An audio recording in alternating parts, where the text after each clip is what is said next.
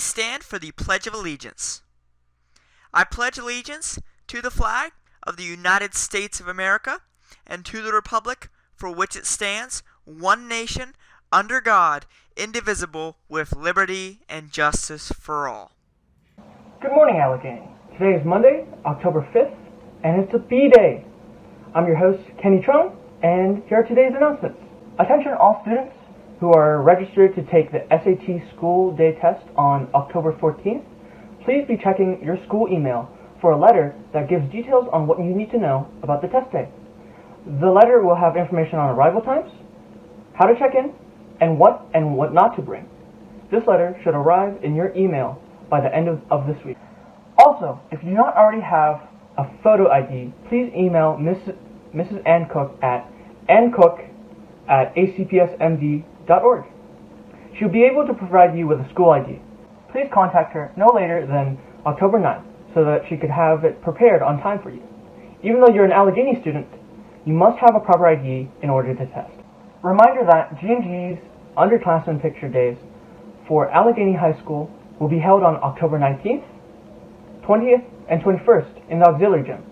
The schedule will be Monday, October 19th for grade 9th, Tuesday, October 20th for grade 10, and Wednesday, October 21st for grade 11. Time for the 3 days will be 1 to 1:30 p.m. for last names beginning with A to G, 1:30 to 2 p.m. for last names beginning with H and M, 2 to 2:30 p.m. for last names beginning with N and S, and 2:30 to 3 p.m. for last names beginning with T and Z. Also, seniors, remember to schedule with G&G to get your senior drapes taken as soon as possible. The deadline to have these pictures taken so they make it into the yearbook is October 25th. Now, it's time for Weather with Eric.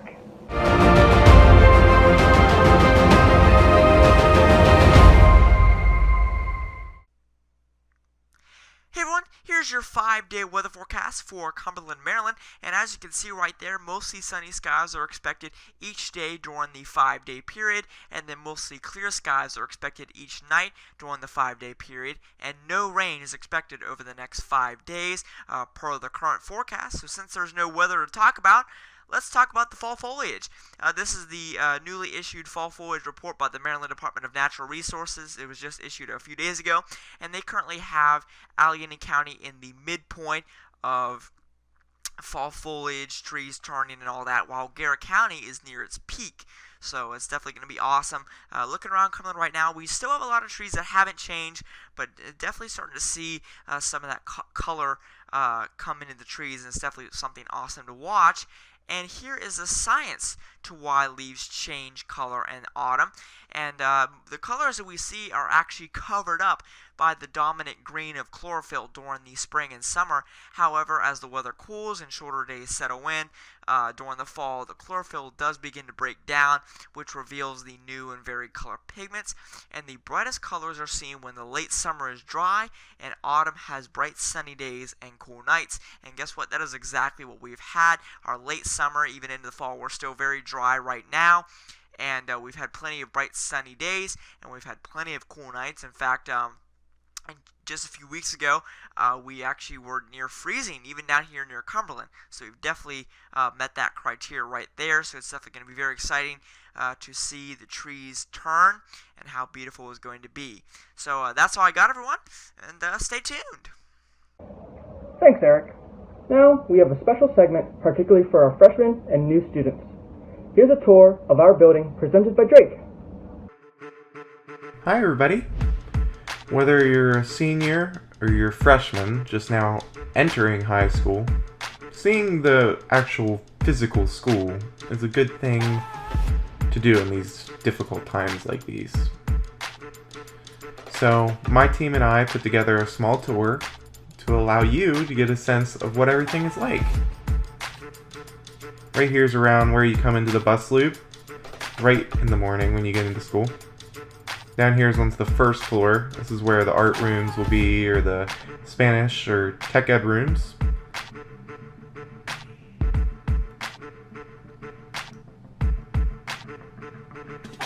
This is Main Street. This is where most people stand in the morning before going to their classes. There's some school stores there. And concession stands, basically. Get some drinks. Here's the library. Ton of books in there, and then there's a computer lab there that we go to take tests in. There's a few other ones, but that's okay.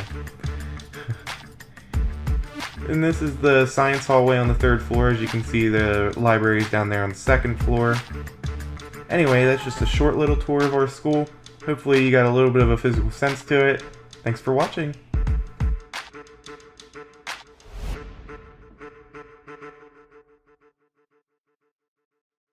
Now it's time for sports with David.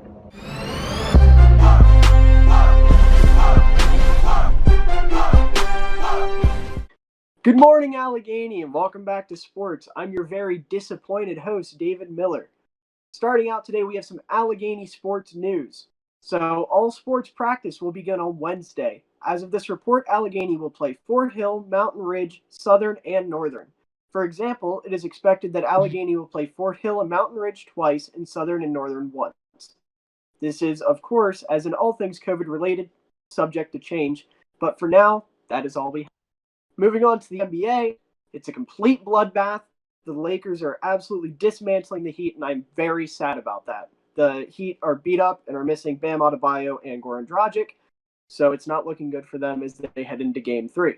In the NFL, we had 2 games that were postponed due to COVID-19. The first one being the Steelers versus the Titans. This game will be moved to Week 7 because there was an outbreak of COVID within the Titans organization and their players.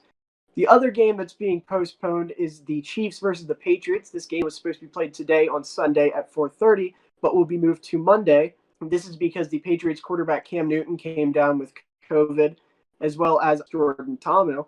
Next up, we have the Bucks and the Chargers. Now, this game heading into it was the first time since 1950 there was a 20 or more year age gap between the quarterbacks, with old man Tom Brady and rookie Justin Herbert. Speaking of Tom Brady, he became the oldest quarterback in NFL history to throw for 5 or more touchdowns in the win over the Chargers. Next up, we have the Browns and the Cowboys. And as I say every week, when the Cowboys lose, America wins. Moving on, we have the Bengals versus the Jaguars. This was rookie quarterback Joe Burrow's first career win, and he became the first rookie quarterback in NFL history to throw for 300 yards in 3 straight games. Next up, we have the Lions and the Saints. The Lions came out strong, had a 14-point lead in the 4th quarter, but because they're the Lions, that didn't last long, and they ended up giving up 28 unanswered points and losing this ballgame. And in more disappointing news, for me at least, the Bears lost to the Colts 19-11. And finally, because I haven't shown any love to the MLB, I figured I would just rattle off the matchups for the divisional round of the playoffs. So in the AL, we have the Astros versus the A's and the Yankees versus the Rays. And in the NL, we have the Marlins versus the Braves, the Padres versus the Dodgers. That's all I got. Back to Kenny. Thanks, David. That's all we have time for today. See you next Thursday. Have a great day.